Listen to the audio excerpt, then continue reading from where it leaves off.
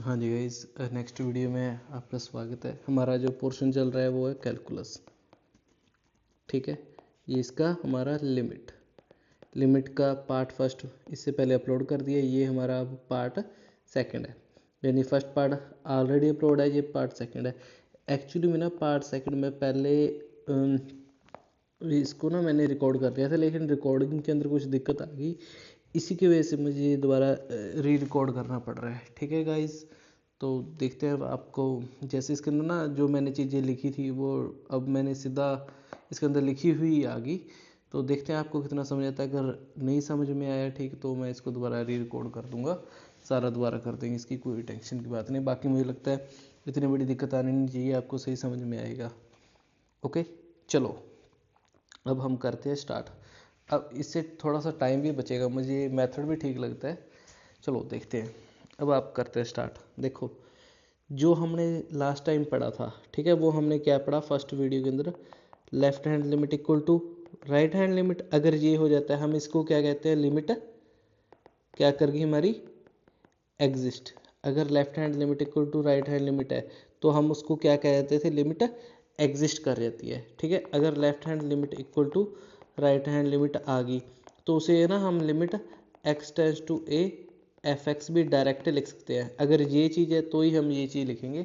Okay, अब देखो हमारे पास है क्या चीज़, वो अभी जो मैंने बताया वो आपको आगे बिल्कुल सही समझ में आएगा, उसकी टेंशन मत लो। बस अगर जो वर्ड आया था ना लिमिट एग्जिस्ट, जो वर्ड आया था लिमिट एग्जिस्ट, उसका मतलब यही होएगा कि left hand limit equal to right hand limit है उसके अंदर। ठीक है जी, अब देखो हमारे पास क्या है, फंडामेंटल थ्योरम ऑन लिमिट। ये फंडामेंटल थ्योरम है क्या, ठीक है, फंडामेंटल थ्योरम्स ऑन लिमिट अपने पास है क्या। पहली कहता है F X and G X are two function such that, ये दोनों लिमिट ना बोथ एग्जिस्ट, यानी जो एफ एक्स है इसकी लेफ्ट हैंड लिमिट और राइट हैंड लिमिट सेम आएगी।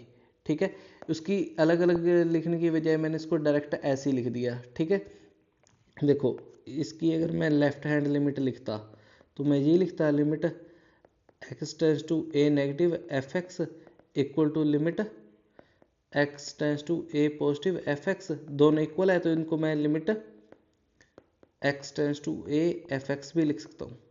ठीक है, इसी चीज़ को मैंने ये लिखा है। ओके, इसको करते हैं रफ। अब आपको ये बात समझ में आ गई, लिमिट एग्जिस्ट का मतलब हमें समझ आ गया। बोथ यानी ये इसकी भी limit left hand equal to right hand, इसकी भी left hand equal to right hand.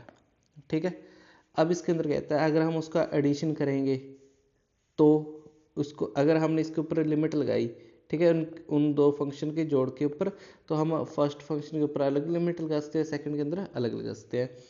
अगर मेरे पास कोई फंक्शन एफ एक्स है, ठीक है, वो एक्स स्क्वायर, अगर मैं इसको 2 से मल्टीप्लाई कर दूँ या किसी नंबर से मल्टीप्लाई कर दूँ तो वो नंबर 12 आ जाएगा और इसके ऊपर लिमिट लग जाएगी। दो फंक्शन के प्रोडक्ट पे है तो उनके प्रोडक्ट के ऊपर हम अलग अलग लिमिट लगा सकते हैं। अगर function F X by G X divide में है तो ऊपर वाले के ऊपर अलग लिमिट, नीचे के ऊपर अलग लिमिट। बस हमारे पास ये नहीं होनी चाहिए कि वो नीचे वाला ज़ीरो नहीं होना चाहिए। ठीक है जी, अगर जैसे हमने टोटल फंक्शन के ऊपर लगा दी एफ एक्स, ऊपर जी एक्स है, तो इसके ऊपर अलग लिमिट लगेगी, इसके ऊपर अलग लगेगी। ठीक है, हो गया गो फंक्शन, इसको हमने सॉल्व कर लिया, हमारे पास ये आ गया, तो जी एक्स बार आ गया, लिमिट अंदर वाले के ऊपर लग गई। और लॉग फंक्शन के अंदर हमारे पास लॉग बार आ गया, लिमिट अंदर चली गई। एक्सपोनेंशियल फंक्शन के अंदर लिमिट ऊपर चली गई। ये सिर्फ आपको याद ही करनी है, ये आपको समझ आ गया होगा। अब हम अगला करते हैं। ठीक है, ये हमारी अब मेन चीज़ है, ये हमारे क्या है, वैल्यूएशन ऑफ लिमिट्स, यानी हम लिमिट को कैसे सॉल्व करेंगे। ठीक है, इसके अंदर हम फर्स्ट चीज़ क्या कर रहे हैं, देखो पहले आ गई हमारी लिमिट हमारी 3 तरह की होगी, एक तो अलजेब्राइक लिमिट, एक ट्रिग्नोमेट्रिकल लिमिट, एक एक्सपोनेंशियल एंड लॉगरिथम लिमिट। ठीक है, अलजेब्राइक लिमिट का मैं अगर एग्जांपल दूं तो मेरे पास क्या हो गया, अलजेब्राइक लिमिट का एग्जांपल ये वाला। ठीक है, यानी जहाँ पे हमें ऐसा फंक्शन देखने को मिलेगा एक्स स्क्वायर प्लस 1 और एक्स प्लस 1। अगर मैं ट्रिग्नोमेट्रिक की बात करूँ तो वो हो जाएगा x sine x upon x, exponential का ये हो जाएगी। ठीक है, अब इसके आगे हमारे पास ना कुछ मेथड है किनको सॉल्व करने के लिए, इन लिमिट को, इस लिमिट को अलजेब्राइक लिमिट, ट्रिग्नोमेट्रिकल या एक्सपोनेंशियल और लॉगरिथम, इनको सॉल्व करने के लिए हमारे पास कुछ मेथड है। उनमें से सबसे पहला मेथड है हमारे पास डायरेक्ट मेथड।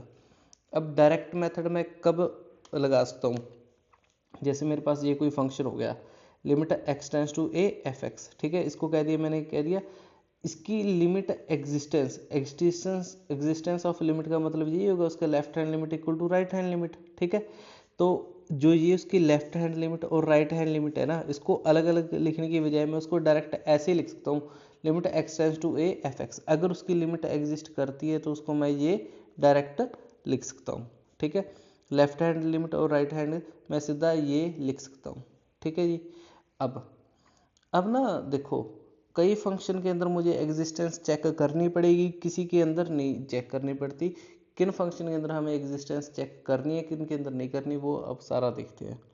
मेरे पास ना कुछ फंक्शंस है, जैसे limit x tends to A X square, एक ये हो गया, ठीक है, 1/x², और एक ये हो गया x²-1 और x-1। अब मैंने इसके ऊपर लिमिट डायरेक्ट अप्लाई की, इसकी वैल्यू क्या आ गई 2। 2 को मैंने क्या कह दिया, फाइनाइट नंबर है, ये हमें दिख ही रहा है। एक्स की जगह पे 0, ये क्या गया इनफाइनाइट, ये हमारे पास क्या है इनफाइनाइट वैल्यू आई है इसकी।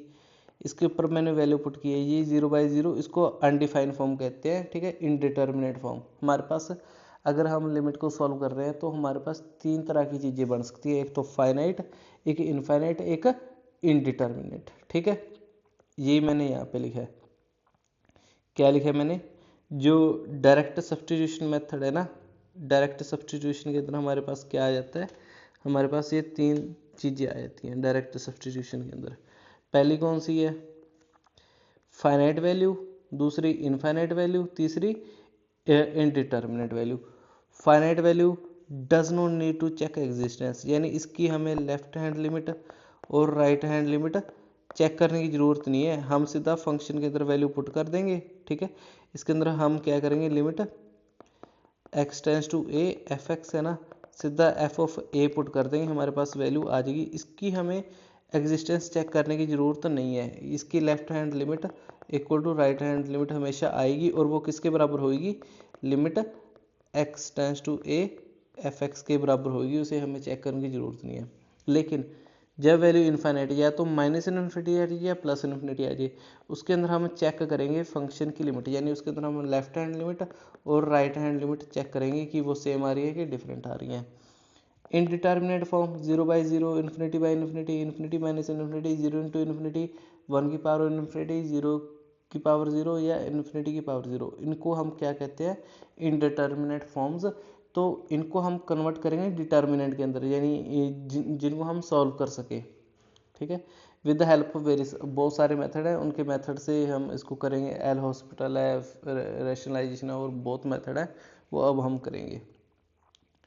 और हमें किन के अंदर चेक करने की ज़रूरत है, जैसे कोई पीस वाइज फंक्शन हो गया, पीस वाइज फंक्शन मैं इनको कह रहा हूँ एफ एक्स, ये 1 और ये 5 है, डज नॉट इक्वल टू 0, इसके अंदर ना हमें चेक करेंगे लिमिट को इसकी, यानी इसकी हम लेफ्ट हैंड लिमिट भी निकालेंगे और राइट हैंड लिमिट भी निकालेंगे।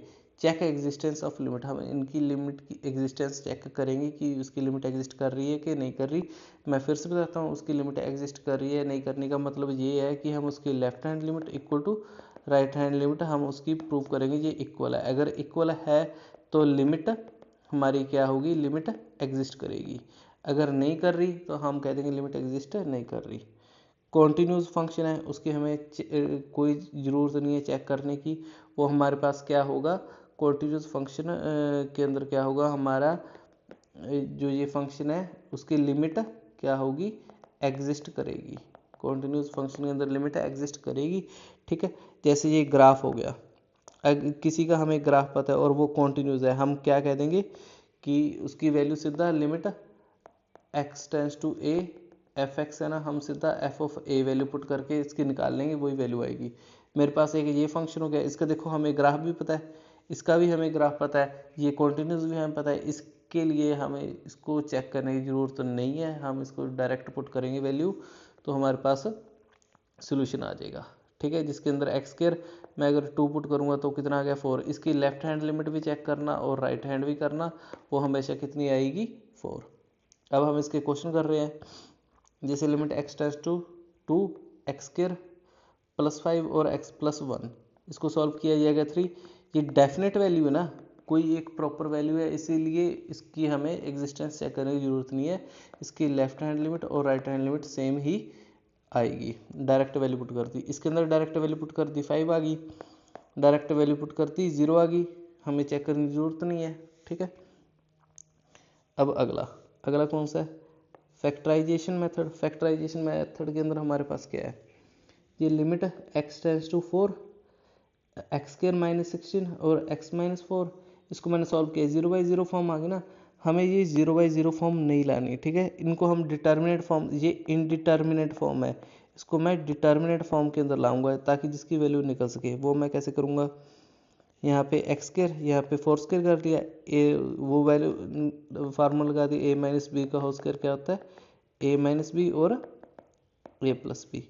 तो ये मेरे पास क्या आ गया, limit x tends to 4 x - 4 x +4 किया, ये कितना आ गया हमारा x +4, x की वैल्यू 4 पुट कर दी तो हमारे पास क्या आ गई 8। फैक्टराइजेशन मेथड से मैंने क्या कैंसिल आउट कर दिया, जिनकी वजह से 0/0 बन रहा था उसको मैंने ख़त्म कर दिया, मेरे पास वैल्यू 8 आ गई।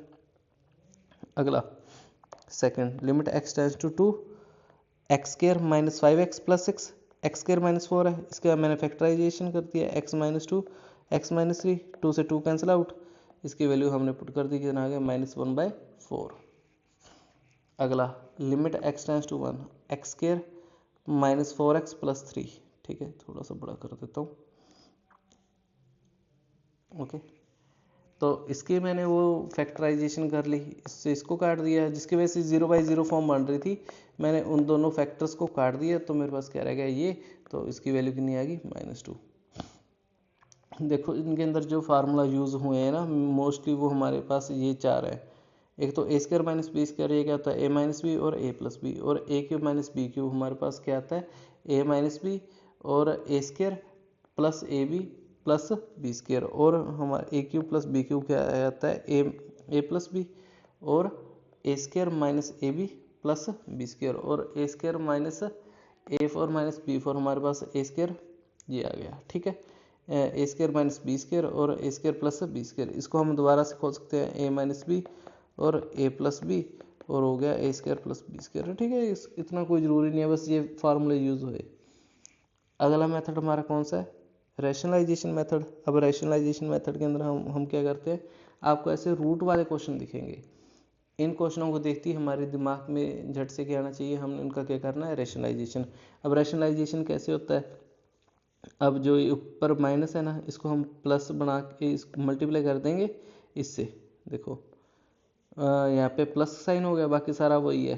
ठीक है, ताकि इसके अंदर कौन सा फार्मूला बन सके a² - b² वाला, तो मैंने वो फार्मूला बना दिया, तो इससे ये कट के हमारे पास रह गया 2x, नीचे तो वही सारा है। जब limit x tends to value 0 put की तो हमारे पास क्या बन गया, ये 0/2, आंसर कितना आ गया 0। ठीक है जी, अब अगला the value of limit x tends to 7 2 - √3x, इसको देखते सार हमारे दिमाग में क्या आ गया, रैशनलाइजेशन, वही फार्मूला बन गया a² - b², रूट खत्म हो गया। इसको सॉल्व किया तो मेरे पास क्या आ गया, देखो ये हो गया 4 - x + 3, 4 और 3 7, ये हो जाता -x + 7, और मैंने माइनस कॉमन निकाल लिया तो हो गया x - 7, इससे ये कट गया। अब इसके अंदर मैंने वैल्यू 7 पुट करके हमारे पास क्या आ गया -1/56।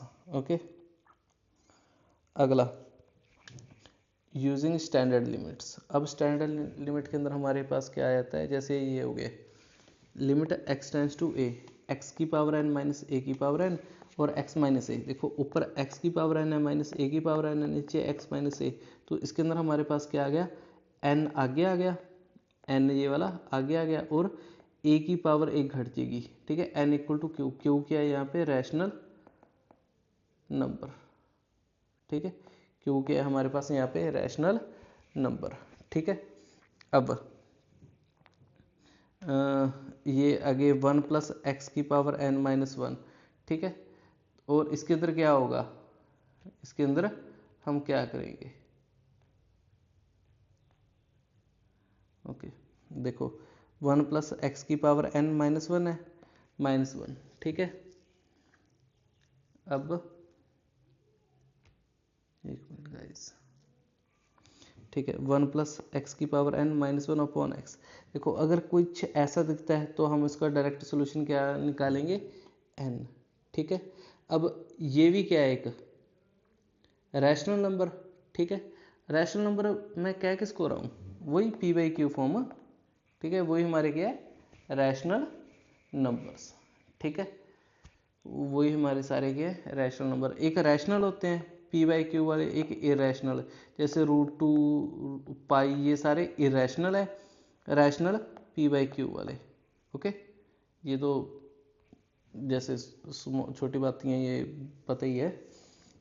आगे limit x tends to a, X की पावर n माइनस ए की पावर n, नीचे क्या है एक्स की पावर n माइनस ए की पावर m। इसके अंदर क्या होगा n, इसका n आगे और इसका m और a की पावर n माइनस m, ये डायरेक्ट फार्मूला जो हमने यूज़ करनी है, ठीक है। और इसके अंदर क्या आता है, ये वाला भी इंपॉर्टेंट है, ये IIT JEE के अंदर पूछ लेते हैं। Limit n tends to infinity n की पावर 1 अपॉन n, ये हमारे पास वैल्यू क्या आती है 1। अब जैसे ये वाला क्वेश्चन आ गया, limit x tends to 2 x की पावर 5 माइनस 32 एक्स माइनस 2, इसके अंदर मैंने क्या सॉल्व किया, limit x tends to 2 x की पावर 5 माइनस 32 2 की पावर 5। देखो ये 5 आगे और एक 2 की पावर 4 हो गई, एक माइनस हो गया, कितना आ गया आंसर 80। अगला limit x tends to 2 x की power 5 minus 32 x cube minus, direct formula क्या बन गया 5/3 और 2 की पावर 5 माइनस 3, तो क्या आ गया 20/3। आगे ये आ गया 1 प्लस, या देखो उसके अंदर 1 प्लस था, यहाँ पे क्या आ गया 1 माइनस, वो वाला फार्मूला आपको याद है, वो है 1 प्लस एक्स की power n minus 1 upon x, इसका आंसर सीधा n आ जाता है। लेकिन यहाँ पे क्या आ गया माइनस, अब वो दिक्कत आ गई। अब मैं इसको कौन सा फार्मूला बना के करूँगा, वही एक्स की पावर n माइनस ए की power n upon x minus a, okay. तो ये मैंने कैसे किया, नीचे डिनोमिनेटर है +1 -1, ठीक है। अब इसके अंदर मैंने क्या रख लिया, देखो अगर इसको मैं ऐसे सॉल्व करूँ x -1 +1, कोई दिक्कत नहीं है, मैंने माइनस कॉमन निकाल लिया, तो क्या हो गया, ये हो गया, इसके अंदर मैंने सारे के अंदर माइनस कॉमन निकाल लिया, ये बन गया हमारा 1 माइनस एक्स माइनस 1, ये प्लस का माइनस हो गया, ये x प्लस का था माइनस का, ये माइनस का था ये प्लस का, ऐसे लिख दिया, ये बन गई उससे चीज़, ठीक है। अब देखो इसके अंदर जो ये था n आगे 1 की पावर 1 माइनस n माइनस है, ये आंसर क्या आ गया -n, ठीक है। यहाँ तक हमारा हो गया, ठीक है। अब हम करते हैं इससे आगे, ठीक है। यहाँ तक तो हमारा सिंपल हो ही गया था, ठीक है। ये हमारे कितने हो गए 4th। अब हम करते हैं 5th, ठीक है। 5th के अंदर काफ़ी पोर्शन आ जाएगा, ठीक है। ये हमारा हो गया, अगर लिमिट इनफाइनाइट आ जाए, ठीक है 5th, ठीक है।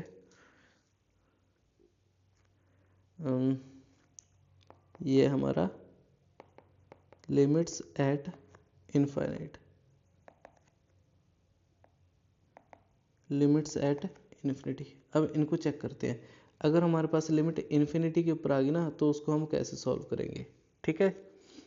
जैसे मैं कुछ क्वेश्चंस लिखता हूँ, लिमिट अगर हमारे पास इन्फिनिटी के अंदर आ गई तो उसको हम कैसे करेंगे। इसके अंदर बहुत सारे क्वेश्चन बनते हैं अपने, बहुत इम्पोर्टेंट भी हैं, ठीक है जी। इसके अंदर ना लिमिट्स एट इन्फिनिटी के ऊपर अगर मैं कोई क्वेश्चन अच्छा सा ढूंढूं तो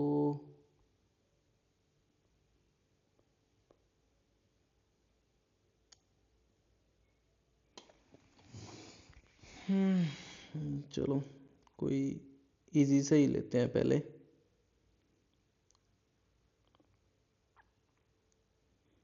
जैसे जैसे कि मैं कोई इजी सा ही लेना चाहता हूँ। मैं कौन सा लूँ? Limit at infinity.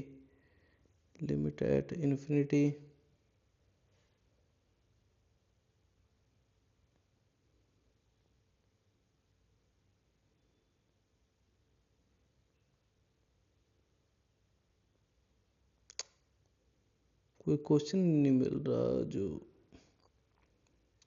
चलो देखते हैं फिर, कुछ तो करते हैं इसका। सॉरी गाइज, आपको थोड़ी सी वेट करनी पड़ रही है। तो हाँ, बट सब्र का फल मीठा होगा, ये अपना वादा है भाई। ठीक है, क्योंकि ना इसके अंदर मैं थोड़ा पैटर्न के हिसाब से चलना चाहता हूँ। पहले आपको थोड़ा सा इजी क्वेश्चन करवा दूँ, और क्वेश्चन भी ऐसा हो ना, कोई किसी एग्ज़ाम में आया हो, IIT JEE में। देखो मेन बात क्या है, हम ना डायरेक्ट बुक से नहीं क्वेश्चन ले सकते। कई बार ना इसके अंदर क्या होता है कि अगले वो डाल देते हैं, स्ट्राइक डाल देते हैं, इससे वो चैनल वो होता है ख़राब। इसकी वजह से हम वो क्या होता है कि क्वेश्चन कुछ ऐसे ढूंढने पड़ते हैं जो किसी ना किसी एग्ज़ाम में आए हो, ताकि कोई स्ट्राइक ना डाल सके उन क्वेश्चनों के ऊपर। ओके चलो ठीक है गाइस, अब करते हैं स्टार्ट। अब मेरे पास क्वेश्चन क्या है, ठीक है, इसके अंदर लिमिट एट इन्फिनिटी। मैं सीधा क्वेश्चन से ही आपको ये समझाऊंगा। ठीक है, मेरे पास उन्होंने कह रखा है limit x tends to infinity.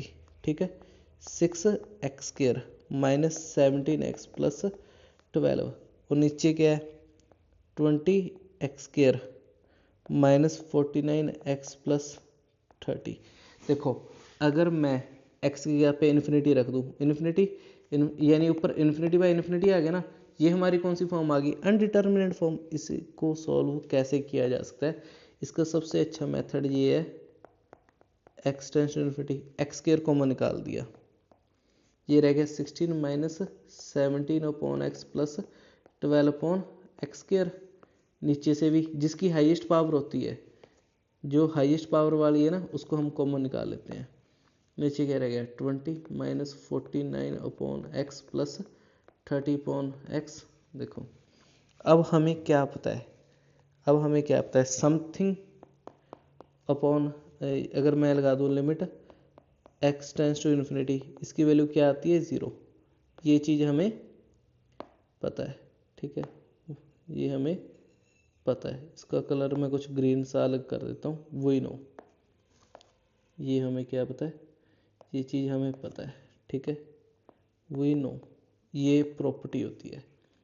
देखो यानी इसकी वैल्यू 0, इसकी 0, इसकी 0, इसकी 0, हमारे पास क्या है, देखो x से इससे ये कैंसिल आउट ही है। ठीक है, तो हमारे पास बचेगा क्या, ये बचेगा 6/20। 6/20 होता क्या है 3/10। ये तो हमारा रिक्वायर्ड सोल्यूशन है। ठीक है, इनको हम ऐसे करेंगे, अगर हमारे पास लिमिट इन्फिनिटी के अंदर है, तो हम कॉमन निकाल के उनको काट के इनको हम ज़ीरो बनाने की ट्राई करेंगे। ओके, पहली चीज़ आपको आ गई समझ। ठीक है, अब इसके अंदर बहुत सारे क्वेश्चंस होते हैं। ठीक है, उसके अंदर से ना हम पहले आपको, मैं चाहता हूँ कुछ क्वेश्चंस और करवाऊँ। चलो ये आ गया, हमने इसकी वैल्यू निकालनी है। ये हो गया limit x tends to infinity x² plus bx plus 4, और ये आ गया x² प्लस ax प्लस 5। ठीक है, अब इसको कैसे सॉल्व करूँगा, limit x tends to infinity, देखो वही x कॉमन, तो ये हमारे पास क्या रह जाएगा 1 plus b upon x plus 4 upon x. नीचे क्या रह जाएगा 1 plus a upon x plus 5 upon x. क्यों, मैंने कॉमन क्या निकाल लिया था x², इसके अंदर भी कॉमन क्या निकाल लिया था x²। x² से x² कैंसिल आउट, ये सारा 0, तो आंसर क्या बन जाएगा, इसका आंसर क्या बन जाएगा 1 plus 0 plus 0, 1 plus 0 plus 0, answer क्या आ गया 1। ओके, इसे ऐसे डायरेक्ट सॉल्व करते हैं। ओके, ये हमें आ गए। ठीक है, इसके बाद कुछ ना ट्रिग्नोमेट्री वाले क्वेश्चन करते हैं। अगर ट्रिग्नोमेट्री के अंदर जैसे हमारे पास ये प्रॉपर्टी आ गई,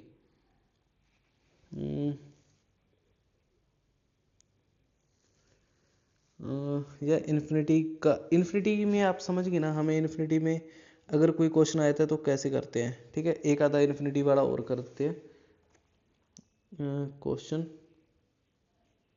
ठीक है, ये हमारे पास आ गया, ये हमें दे रखा है limit n tends to infinity.